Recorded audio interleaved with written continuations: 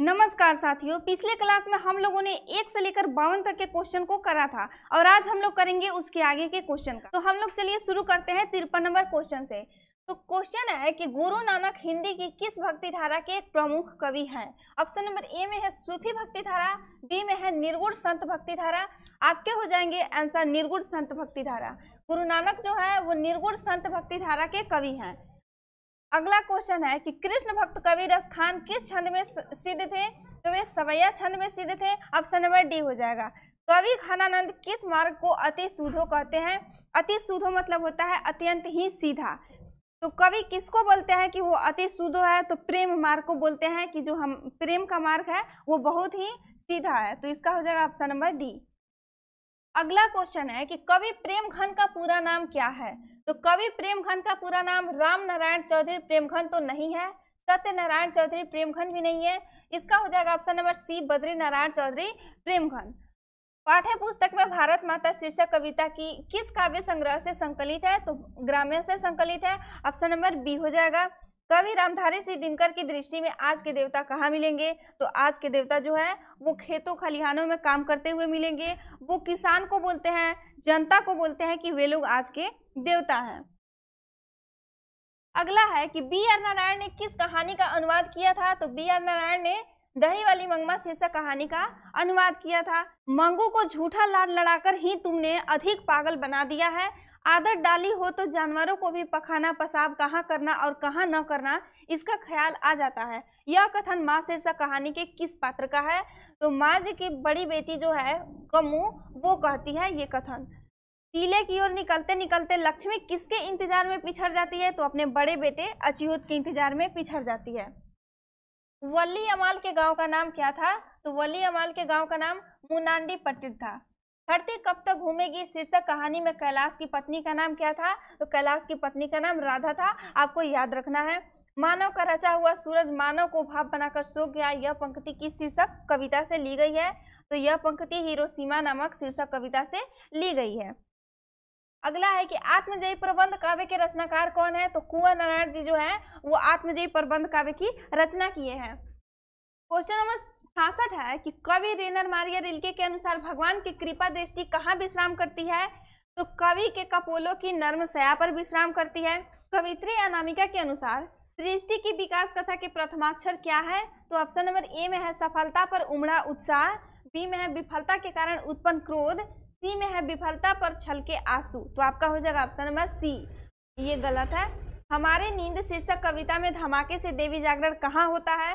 तो देवी के मंदिरों में तो नहीं होता है, राजमहलों में भी नहीं होता है, खेल के मैदानों में भी नहीं होता है। ऑप्शन नंबर डी जो है गरीब बस्तियों में। तो इसका हो जाएगा answer option number D. Kulsum की देसी घी वाली कचौड़ी को उस्ताद बिस्मिल्लाह खां क्या कहते थे। तो याद रखिए कि उस्ताद बिस्मिल्लाह खां जो है उनका संबंध संगीत से है। तो वो कचौड़ी की जो ध्वनि निकलती थी वो भी उनको संगीतमय ही लगती थी, इसीलिए वो क्या कहते थे, उसे संगीतमय कचौड़ी कहते थे। मछली शीर्षक कहानी में कौन कहती थी कि जो मछली मर जाती है उसकी आंखों पे झांकने से अपनी परछाई नहीं दिखती है। तो वो दीदी कहती थी। ऑप्शन नंबर ए हो जाएगा। हिंदी कविता में प्रयोगवाद का सूत्रपात किसने किया था। तो इसका हो जाएगा ऑप्शन नंबर डी अज्ञेय ने, सच्चिदानंद हीरानंद वत्स्यायन अज्ञेय। निम्नलिखित में कौन शीर्षक कविता पर्यावरण मनुष्य और सभ्यता के विनाश की अंतर्व्यता को अभिव्यक्त करती है। तो इसका हो जाएगा एक वृक्ष की हत्या। जब हम किसी एक वृक्ष को काटते हैं तो उससे हमारा पर्यावरण भी खतरे में आता है और जिसकी वजह से मनुष्य भी खतरा में आता है, और जब मनुष्य खतरा में आएगा तो सभ्यता भी खतरा में आएगा ही। मंगमा किसके मन को बस में करने के 3-4 गुण माँ जी को बताती है। तो पति के मन को बस में करने के गुण बताती है। सीता अपने 2-4 पूर्व पल्लों की गठरी बांध अंधेरे में कहाँ से निकल गई। तो घर से निकल जाती है। वो अपने बेटों के बर्ताव से परेशान हो जाती है, वो सह नहीं पाती है, जिसके कारण वो घर से निकल जाती है। निराला की साहित्य साधना पुस्तक के लेखक कौन है। तो रामविलास शर्मा जी है, वो इस पुस्तक के लेखक है। निम्नलिखित में कौन उड़िया के एक प्रमुख कथाकार है। तो सातकोड़ी होता जी है, वो उड़िया के प्रमुख कथाकार है जो ढाते विश्वास नामक शीर्षक कहानी को लिखे हैं। कवि जीवनानंद दास यदि अगले जन्म में हंस बनेंगे तो वह हंस किसका होगा। तो वो हंस जो है वो किसी किशोरी का होगा। आपका ऑप्शन नंबर ए हो जाएगा। महात्मा गांधी की दृष्टि में सबसे उदात्त और बढ़िया शिक्षा क्या है, जो बच्चों को मिलने वाली साधारण अक्षर ज्ञान की शिक्षा के बाद नहीं पहले होनी चाहिए? तो ये हो जाएगा आपका ऑप्शन नंबर डी, अहिंसक प्रतिरोध की शिक्षा। अंतर्राष्ट्रीय स्तर पर महात्मा गांधी के जन्म दिवस को किस रूप में मनाया जाता है? तो अहिंसा दिवस के रूप में मनाया जाता है। अभिनव शीर्षक पाठ के अनुसार एक कविता पंक्ति है, कैसी तुम नदी हो, तो इसका उत्तर क्या हो सकता है? जैसे तुम कविता हो। तो इसका हो जाएगा option number B. Birju Maharaj अपना सबसे बड़ा जज किसको मानते थे? तो अपनी अम्मा को बिरजू महाराज सबसे बड़ा जज मानते थे। तो ये हो जाएगा ऑप्शन नंबर ए। कहते विश्वास शीर्षक कहानी में लक्ष्मी किसका रुख देखकर सशंकित हो उठती है? तो आसमान का रुख देखकर वह सशंकित हो उठती है।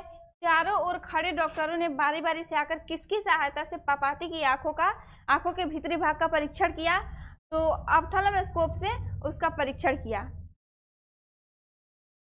अगला है कि भक्त कवि गुरु नानक के पद किस भाषा में रचित है?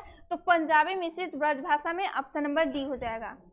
252 वैष्णव की वार्ता के अनुसार कवि रसखान को किसने पुष्टि मार्ग में दीक्षा दी थी? तो गोस्वामी विठलनाथ ने दीक्षा दी थी। तो आपका हो जाएगा ऑप्शन नंबर सी। जनतंत्र का जन्म शीर्षक कविता के अनुसार मिट्टी की अबोध मूर्ति कौन है? तो जनता जो है वो मिट्टी की अबोध मूर्ति है। परंपरा का मूल्यांकन शीर्षक निबंध के अनुसार साहित्य में मनुष्य की कैसी भावनाएं प्रतिफलित होकर उसे प्राणी मात्र से जोड़ती है? तो आदिम भावनाएं हो जाएगा इसका ऑप्शन नंबर सी।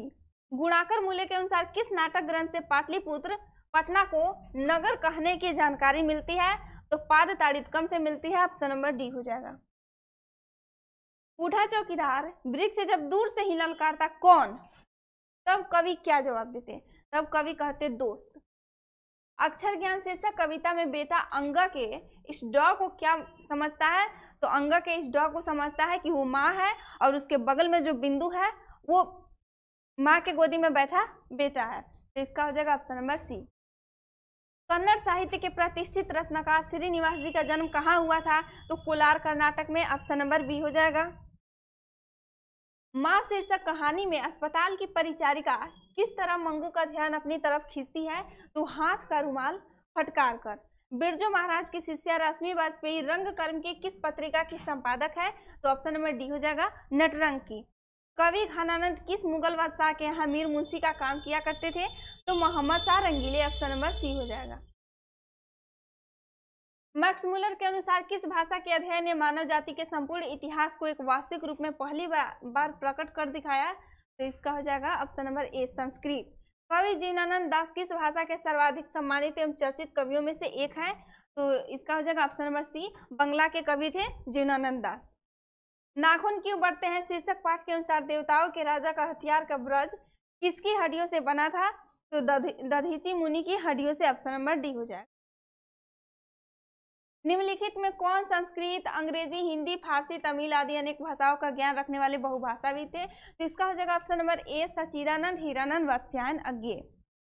तो ये आपके हिंदी के ऑब्जेक्टिव का कंप्लीट आंसर हो गया और हम प्रयास करेंगे कि अगले क्लास में आपको सब्जेक्टिव के आंसर लेकर आए।